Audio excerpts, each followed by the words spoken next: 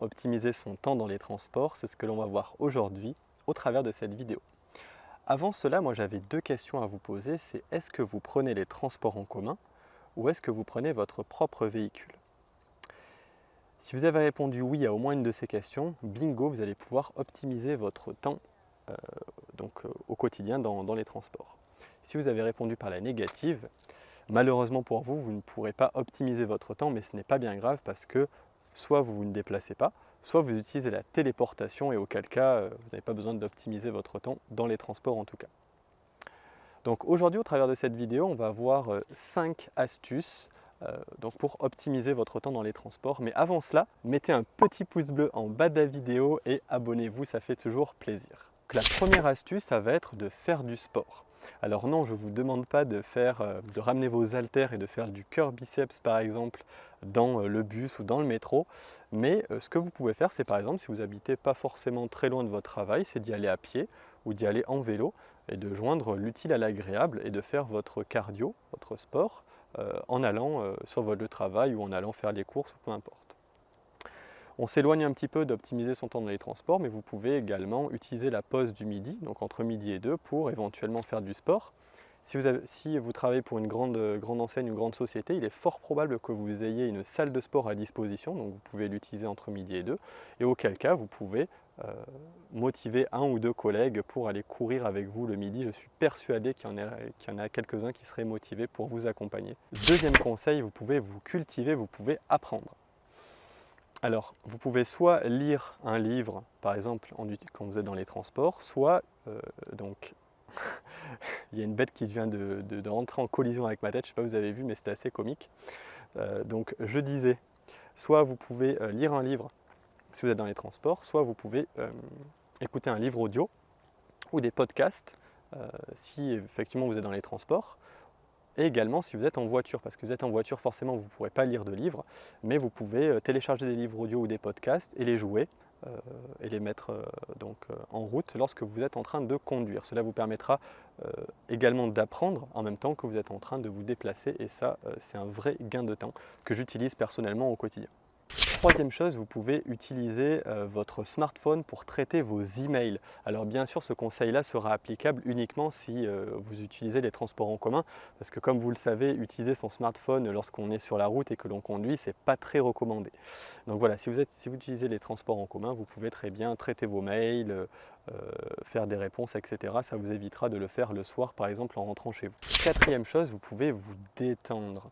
Donc, ce que je vous conseille de faire, ça va être soit de méditer, soit de faire de la cohérence cardiaque. Donc j'avais déjà fait une vidéo sur le sujet de la cohérence cardiaque, donc je vous mettrai le lien en description, vous pourrez la consulter. Mais voilà, si vous êtes dans les transports en commun, vous pouvez donc faire une petite méditation de 5 à 10 minutes ou faire de la cohérence cardiaque, donc ça dure 5 minutes et ça vous permet de commencer votre journée vraiment dans un bon état d'esprit, vraiment de manière complètement zen. Effectivement, vous pouvez reproduire cela entre midi et 2 si vous avez à vous déplacer ou effectivement le soir. Donc ça, c'est des petites astuces que vous pouvez faire dans les transports en commun. Si vous êtes sur la route et que donc, vous prenez votre voiture, par exemple, moi je suis en train de me gratter parce qu'il fait chaud et là il y a des moustiques qui n'arrêtent pas de m'assaillir, donc c'est assez complexe, mais ça va bien se passer.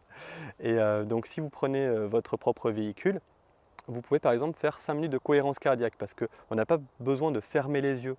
Donc vous pouvez par exemple télécharger des musiques de cohérence cardiaque et au fur et à mesure de la musique, vous saurez quand inspirer, expirer. Vous pourrez donc conduire sereinement tout en faisant votre cohérence cardiaque et donc là vous gagnerez du temps.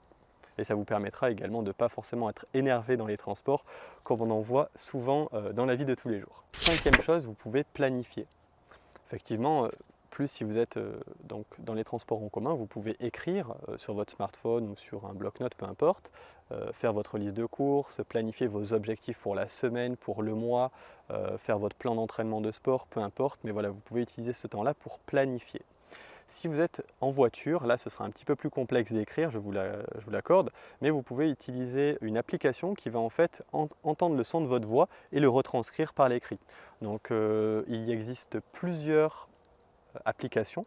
Donc moi j'utilise SpeechNote, donc ça c'est sur Android. Il y en a une qui est très réputée, qui est assez onéreuse mais qu'il est possible de trouver de télécharger de manière un peu illégale.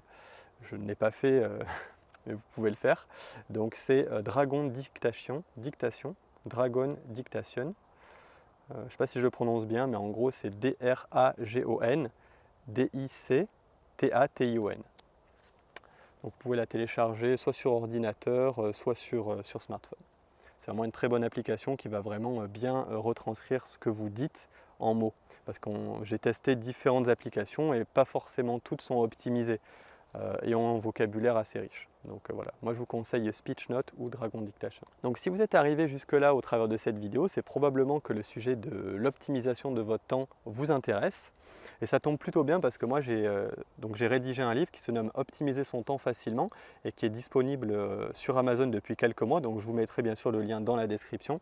Et donc ce livre vous donne l'ensemble des connaissances dont vous avez besoin d'avoir donc pour optimiser votre temps au quotidien, que ce soit dans votre vie personnelle, vie professionnelle, voilà, pour optimiser votre quotidien, planifier vos journées de manière à vraiment atteindre vos objectifs et avoir plus de temps libre. En conclusion de cette vidéo, ce que j'aimerais rajouter, c'est qu'on passe tous plus ou moins un certain temps dans les transports, que ce soit en transport en commun ou dans notre voiture, et ce temps-là, ça serait bien de le mettre à profit pour dégager du temps le soir, par exemple, pour faire votre activité, pour être plus avec vos enfants, plus avec votre copain, votre copine, peu importe.